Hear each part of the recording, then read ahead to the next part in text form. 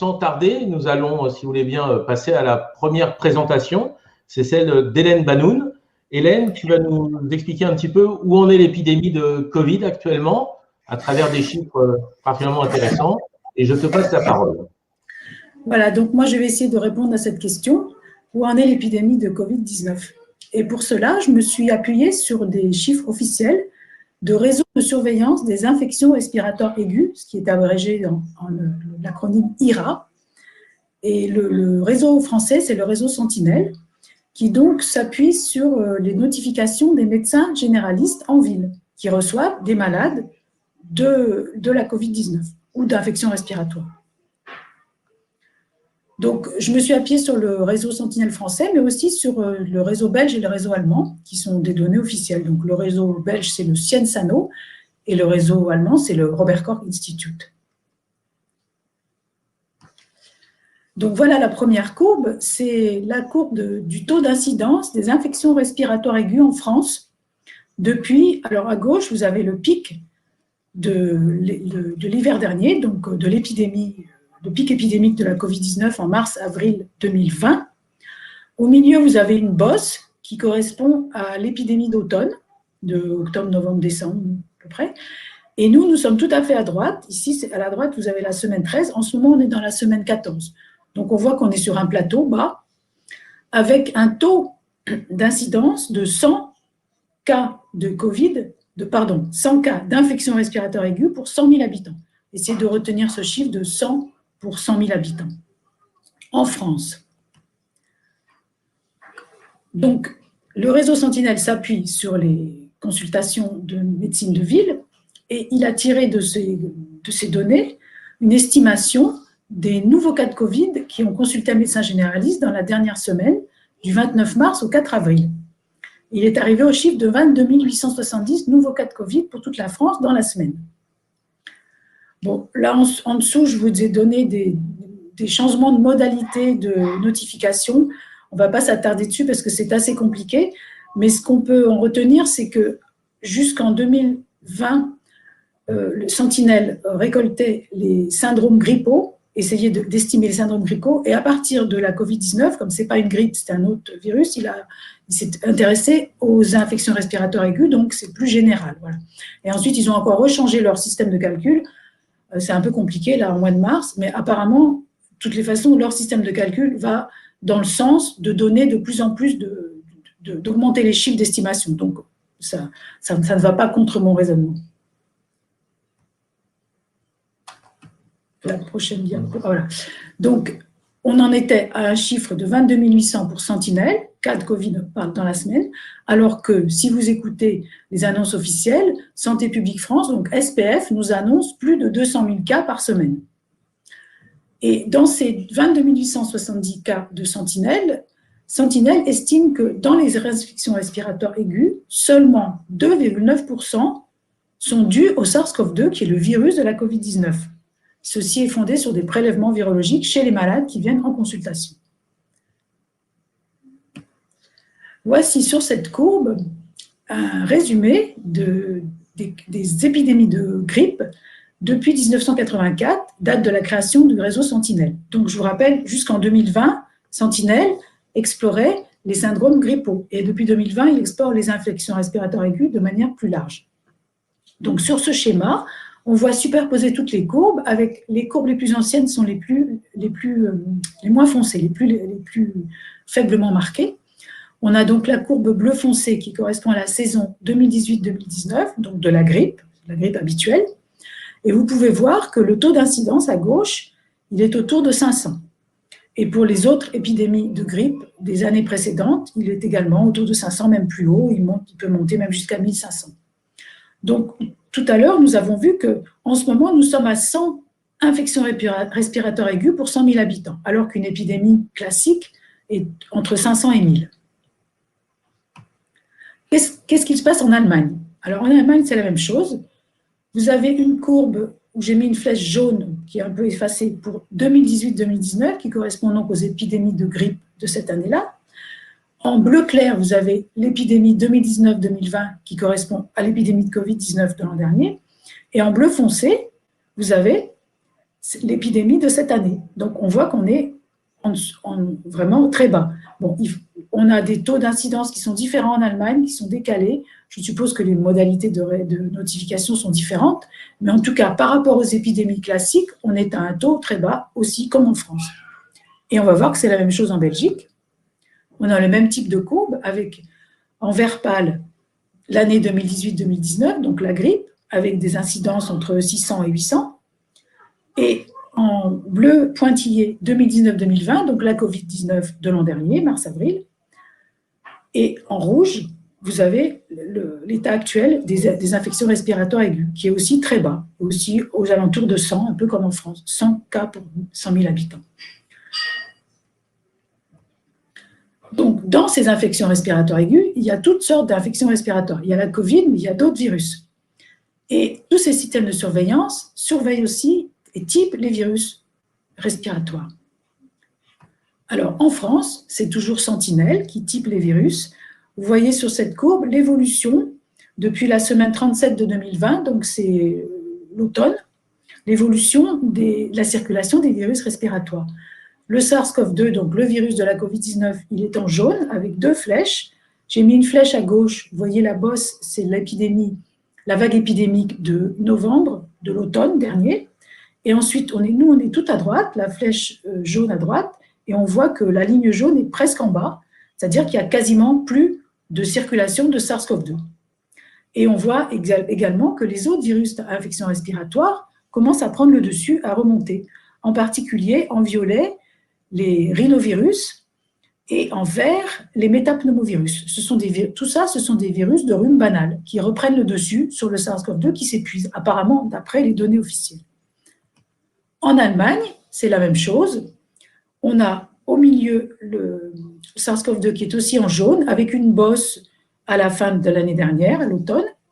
En bleu clair, les rhinovirus, qui sont un peu présents toute l'année, mais qui maintenant prennent le dessus sur le SARS-CoV-2. Et on voit aussi monter à droite une courbe marron qui correspond au coronavirus de rhume banal, qui existe depuis longtemps, qu'on connaît depuis longtemps, et qui sont responsables de rhume banal tous les ans, qui reprennent le dessus avec les rhinovirus sur le SARS-CoV-2 qui, lui, s'épuise aussi. Et enfin, en Belgique, c'est la même chose. Là, ici, on n'a pas une courbe, on a des barres. Nous sommes tout à fait à droite, donc sur la semaine 12, on voit une grosse barre verte qui correspond à des rhinovirus, donc des virus de rhume banal. Le SARS-CoV-2, il est encore en jaune-orange, il est tout en bas, il est très faible, il s'épuise aussi. Et en violet, on voit RSV, c'est le virus respiratoire syncytial, qui est aussi responsable d'infections respiratoires aiguës. Donc, en résumé, nous sommes en dessous des seuils habituels, enfin des taux d'incidence habituels des infections respiratoires aiguës graves comme la grippe. Nous sommes bien en dessous de ce qu'il y avait l'an dernier pour la Covid-19 en phase épidémique. Donc, on peut dire qu'en ce moment, nous ne sommes pas en période épidémique. Et il y a vraiment une divergence entre le discours officiel et les chiffres officiels. Les chiffres officiels ne nous montrent pas de troisième vague et le discours officiel nous parle d'une troisième vague. Et il faut rappeler qu'il faut toujours se fonder sur les médecins de ville. Ce sont eux qui voient les malades en premier et ce sont eux le premier signal d'une épidémie. Donc, encore une fois, en ce moment, nous ne sommes pas en période épidémique. Voilà, merci.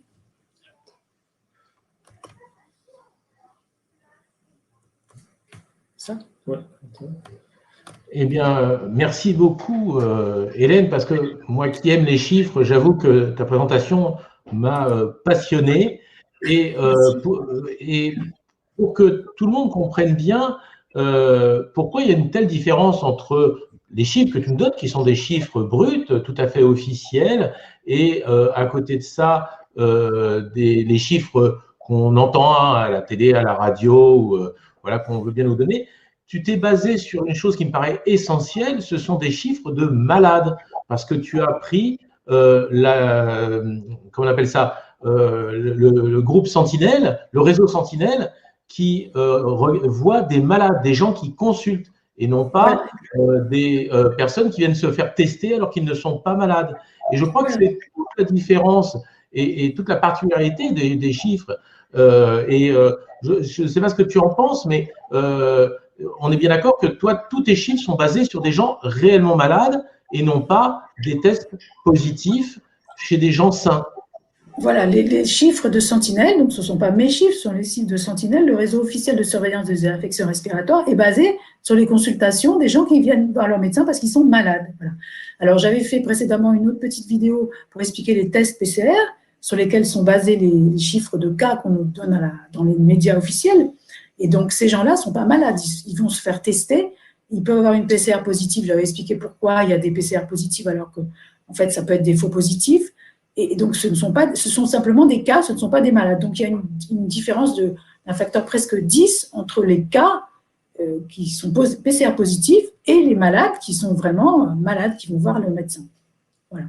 C'est essentiel. Et j'avoue que moi, il y a un chiffre qui m'a vraiment interpellé, c'est les 3%. C'est-à-dire que sur l'ensemble des malades que voit le réseau Sentinelle qui ont des symptômes respiratoires, il n'y a que 3% qui sont positifs au Covid. C'est-à-dire voilà, que c'est ce qui est 97% des gens qui sont malades actuellement n'ont pas le Covid, la Covid. C'est ce qu'estime le réseau Sentinelle. Sur les prélèvements qui sont effectués en consultation par les médecins de ville, ils sont envoyés à un typage virologique et donc il n'y a que 2,9% des virus typés qui sont des virus de la Covid-19. Voilà. Les autres, il y a beaucoup plus de rhinovirus, je crois, de métapneumovirus. Voilà. En Allemagne, il y a des coronavirus de rhume banal aussi. Et donc, d'ailleurs, après, on verra avec Laurent, mais si on refait le calcul, si on prend 2,9% de 22 870 cas par semaine, ça ne fait pas… 2,9% de 100, d'une incidence de 100 pour 100 000 habitants, ça ne fait pas 22 870, ça fait dans les 2000. Bon, alors, je ne sais pas comment ils arrivent de 2000 à 22 000. Et ensuite, nous, le Santé publique France passe à 200 000. Voilà. C'est la multiplication des pains, ça. Est-ce que l'un de mes confrères veut rajouter quelque chose? Oui, moi. Laurent, toi qui es un spécialiste des chiffres aussi. C'est pas en tant que spécialiste des chiffres que j'interviens, mais c'est en tant que… J'ai fait partie de l'équipe qui a monté le réseau Sentinelle. Et effectivement, il me semblait très important de s'appuyer sur les données du réseau Sentinelle, que l'on sait toujours… Alors, est-ce qu'on me voit ou est-ce qu'on entend toujours? Oui, c'est-à-dire que le suivi des épidémies en France était fondé sur ce qu'on appelle un gold standard, c'est-à-dire le maître étalon, si vous voulez, de l'épidémiologie, de la surveillance des pathologies infectieuses, qui était justement le réseau Sentinelle. Et bizarrement, dans cette épidémie-là, eh bien, on ne s'est plus du tout appuyé sur le réseau Sentinelle. Ça m'avait choqué à l'époque, et moi, j'avais continué à observer ces chiffres-là, et donc on avait travaillé là-dessus pour estimer justement ce que représentait cette épidémie, notamment la première épidémie. Et on s'était aperçu que finalement, c'était une épidémie qui était du même ordre qu'une épidémie de grippe, finalement. Comme il n'y avait pas eu d'épidémie de grippe ou une épidémie relativement faible, moi j'avais continué à assimiler finalement ce qu'on appelle les IRA, les infections respiratoires aiguës, aux syndromes grippaux qui, eux, avaient disparu. Et finalement, la courbe était dans une réelle continuité, si vous voulez. Donc, l'étonnant dans cette histoire, c'est qu'on ne s'est plus effectivement appuyé sur les malades, mais uniquement sur des tests.